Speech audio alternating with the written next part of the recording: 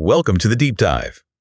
We're here to cut through the noise, give you the essential insights, and basically help you get well-informed quickly. Mm-hmm. Today, we're diving into financial analysis, but not just the numbers, right? Mm-hmm. We want to understand how you really figure out an organization's health, its performance. Yeah, beyond the raw figures. Exactly. And this deep dive, it's based on a really interesting guide, and it even has a real-world case study we'll get into. That's right. And our goal today isn't just, running through calculations. We want to pull out the core principles. What makes financial analysis effective? Okay. Focusing on what's important strategically, operationally. And the real mission, I think, is showing you how to get meaningful insights, meaningful implications from the data. Right, the so whats. Exactly. Understanding the why behind it all. And then, crucially, what do we do next? That's critical. Okay, so let's unpack this. The source material kicks off making it super clear. Financial analysis isn't just about the number crunching. No, not at all. It's about the story behind them. The numbers are just the start, really. Clues. Yeah, clues to a much bigger narrative. And what's really fascinating here, I think, is the emphasis on looking beyond just the immediate financial statements. So not just the P&L or balance sheet. Precisely. It's about drawing information from all the available exhibits. So that could be operational data, maybe market analysis, maybe even things like, external comms. Yeah. Using all of that is crucial if you want to get real insights and actually enhance the discussion you're having about it. So building that holistic picture. That's it. A holistic picture, not just, isolated data points scattered around. And building that picture, it's not just about finding the data, is it? It starts earlier with planning. Absolutely. Planning is vital. The source really highlights that you need proper planning for a well-targeted analysis, especially if you've got non-financial things to consider too. Right. You need to allocate your time wisely. Yeah, so you don't get bogged down, right? Spend ages on calculations that maybe aren't the main point. Exactly. Which leads to identifying the most important areas. Yeah. What should you actually focus on? Sometimes it's obvious, it's stated in the task, Okay. but often you have to use your knowledge, maybe from those other exhibits we mentioned, to figure out what's strategically significant or operationally, which, it raises a key question. Right. How do you get that balance? Depth, but without just drowning in figures. Yeah, it's a tricky balance. It's a very delicate balance. Focus is key. And then, okay, you've planned, you've focused, then you get to the calculations. But here's where it gets really interesting, I thought. Go on. The source is explicit. Just doing the math isn't enough. You should only calculate things if they give you real insight. Significant insight. Yeah. And crucially, if you can actually discuss them thoroughly, it said credit is only given for discussed results. Right, not just a page full of ratios. Exactly. It's about communication, making the numbers talk, not just sit there. And that discussion of results point is paramount. It's never, ever enough just to state a number or say, oh, it went up or it went down. Right. The recipient needs more. They need, so what? Yeah. The insight. You've got to explain the significance. Why did it change? Does this fit with everything else we're seeing? Okay. The consistency check. Yeah. And then the implications, the consequences, what happens because of this change. And that often leads directly to recommendations. Making it actionable. That's the goal, connecting it to the bigger picture, making data useful for actual decisions. Okay, theory is great, but let's make this real. Let's put on those financial detective hats now and look at this case study. The Bloom Conservation Organization, BCO. Good example. Yeah, it's a charity. Their mission is protecting endangered wildlife. They run a wildlife park, animal protection programs around the world.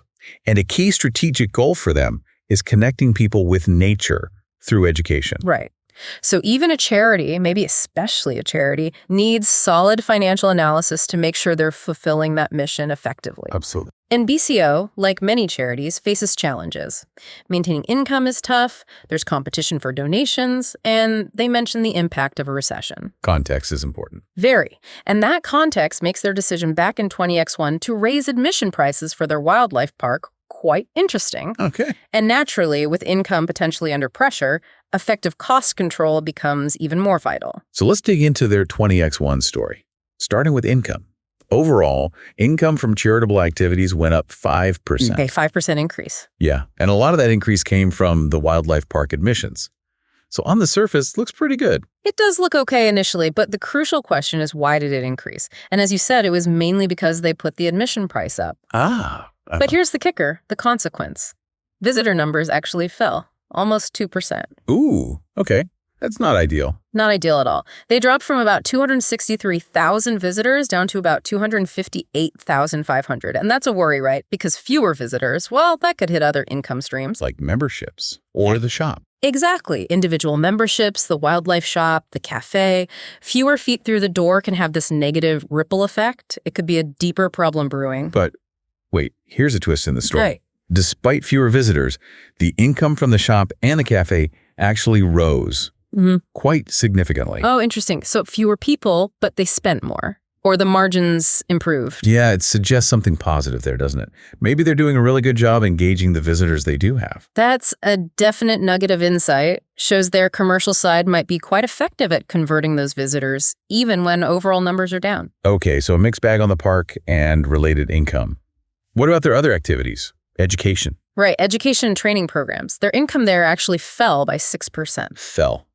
But wasn't education a key strategic objective? Exactly. That's concerning because it seems to go against their stated long-term goal of increasing their commitment to education. Is there other evidence for that? Yes, it's backed up by one of their KPIs, their key performance indicators. It showed they actually ran fewer external programs in 20X1, only 145 compared to 151 the year before. So the numbers and the operational data are telling the same story? They are. Brilliant. And connecting that to the bigger picture. Yeah. Well, it's a clear area BCO needs to look at. If they're serious about that strategic objective, something needs to change. Okay, that's income covered. Let's flip the coin. Expenditure. How did BCO manage costs in 20X1? Well, overall spending went up by nearly 2.5%. 2.5%, is that bad? Good. It's not hugely alarming on its own, but it's definitely something you'd want to monitor closely. Keep an eye on it. Any particular areas driving that increase? Yes, the most significant jump was in animal support costs, up by 8%. 8%. Wow. Why? Well, that's the million-dollar question, isn't it? What's fascinating is thinking through the reasons. It could just be unavoidable inflationary pressure. Like vet bills going up. Yeah. Animal feed. Exactly. Or maybe staff pay rises in that area. That's one possibility. Or it could be inefficient cost management.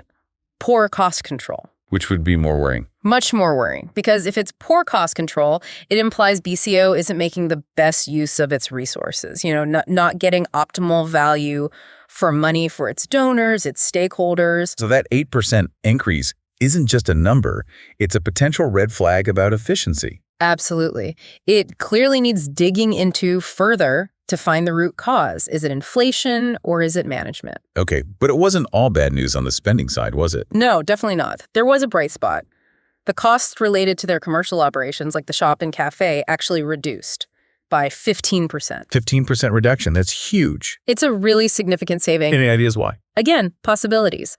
Could be partly due to having fewer properties to manage. They apparently sold one in 20X1. Or it could genuinely be more efficient management of the shop and the cafe themselves. Yeah. Better processes, maybe better purchasing. And the implication there. The key implication is opportunity.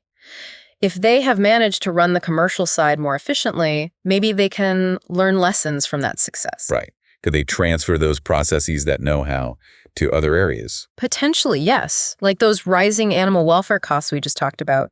If they've found efficiencies in one area, maybe they can replicate them elsewhere. That's where analysis becomes really actionable, really valuable. So bringing this all together, what have we learned? This deep dive, for me, really shows the power of looking past just the surface figures. It's not just what the numbers are. It's understanding the why behind them, and maybe even more importantly, the so what.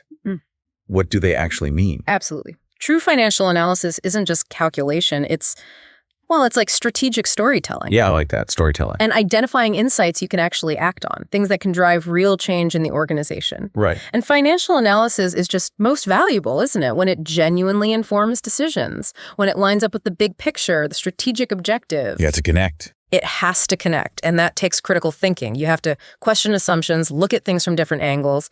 It's really about mastering the art of understanding performance, not just measuring it. Becoming a detective, like you said earlier, not just a calculator. Precisely, a financial detective. So as we wrap up, here's something for you, the listener, to think about.